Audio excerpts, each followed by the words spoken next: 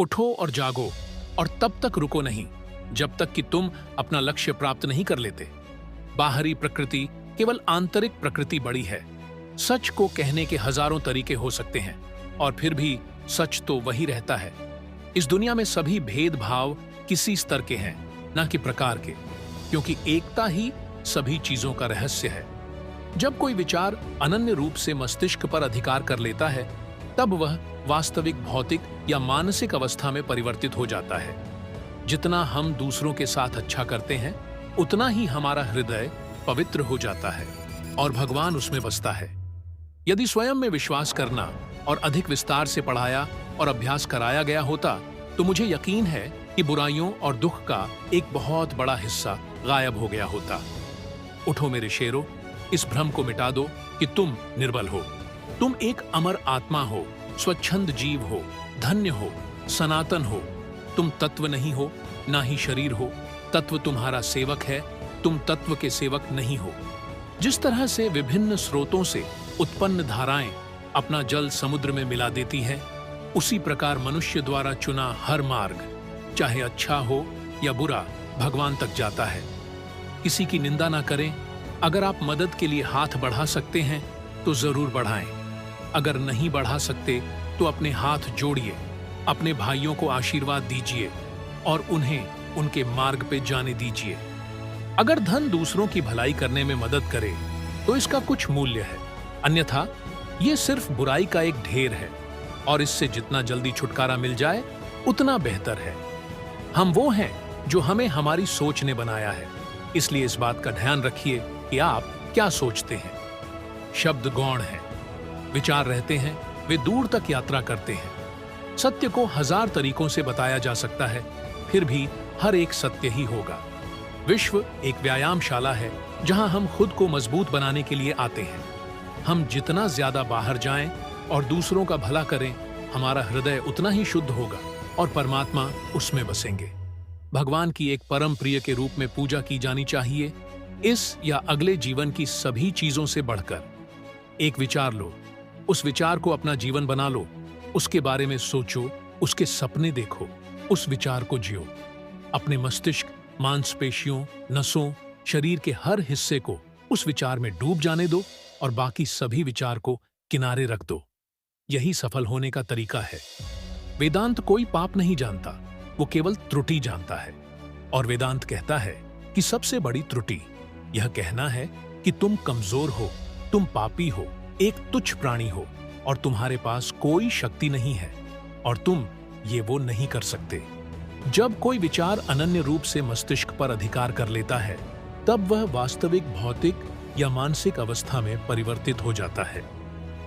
तुम्हें अंदर से बाहर की तरफ विकसित होना है। कोई तुम्हें पढ़ा नहीं सकता, कोई तुम्हें आध्यात्मिक नहीं बना सकता। तुम्हारी आत्मा के अलावा कोई और गुरु नहीं है। तुम फुटबॉल के जरिए स्वर्ग के ज्यादा निकट होगे, बजाय गीता का अध्ययन करने के। दिल और दिमाग के टकराव में दिल की सुनो। किसी दिन जब आपके सामने कोई समस्या ना आए, आप सुनिश्चित हो सकते हैं कि आप गलत मार्ग पर चल रहे हैं। स्वतंत्र होने का साहस करो। जहां तक तुम्हारे विचार जाते हैं, वहां तक जाने का साहस करो और उन्हें अपने जीवन में उतारने का साहस करो।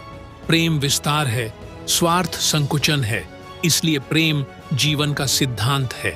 वह जो प्रेम करता है जीता है, वह जो स्वार्थी है मर रहा है। इसलिए प्रेम के लिए प्रेम करो, क्योंकि जीने का यही एकमात्र सिद्धांत है, वैसे ही जैसे कि तुम जीने के लिए सांस लेते हो। सबसे बड़ा धर्म है अपने स्वभाव के प्रति सच्चे होना। स्वयं पर विश्वास करो। सच्ची सफलता और आनंद का सबसे बड़ा रहस्य यह है, वह पुरुष या स्त्री जो बदले में कुछ नहीं मांगता, पूर्ण रूप से निस्वार्थ व्यक्ति सबसे सफल है। जो अग्नि हमें गर्मी देती है, हमें नष्ट भी कर सकती है, यह अग्नि का दोष नहीं है। बस वही जीते हैं जो दूसरों के लिए जीते हैं। शक्ति जीवन है, निर्बलता मृत्यु है। विस्तार जीवन है, संकुचन मृत्यु है। प्रेम जीवन है, द्वेष मृत्यु है। हम जो बोते हैं वो काटते हैं। हम स्वयं अपने भाग्य के विधाता हैं।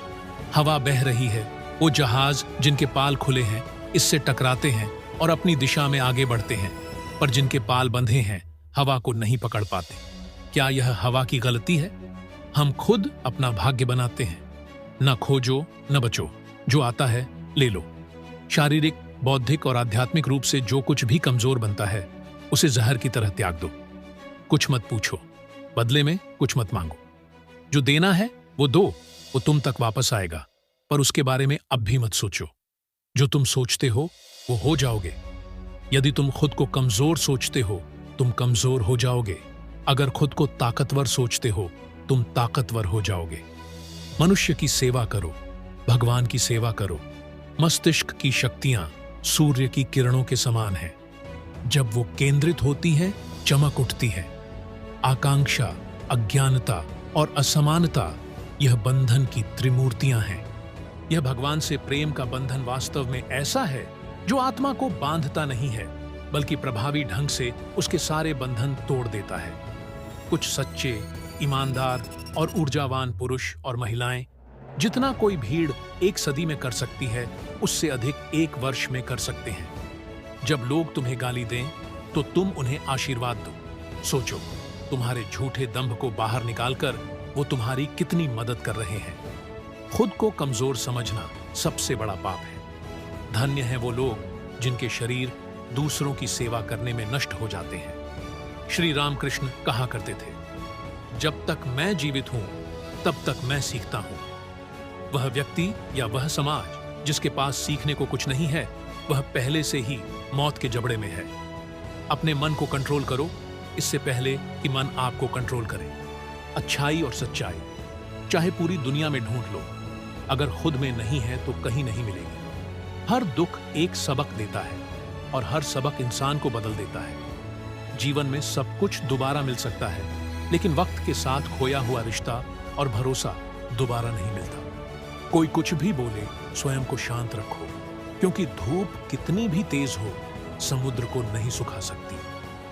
छल करोगे तो छल मिलेगा, आज नहीं तो कल मिलेगा। अगर जियोगे जिंदगी सच्चाई से तो सुकून हर पल मिलेगा।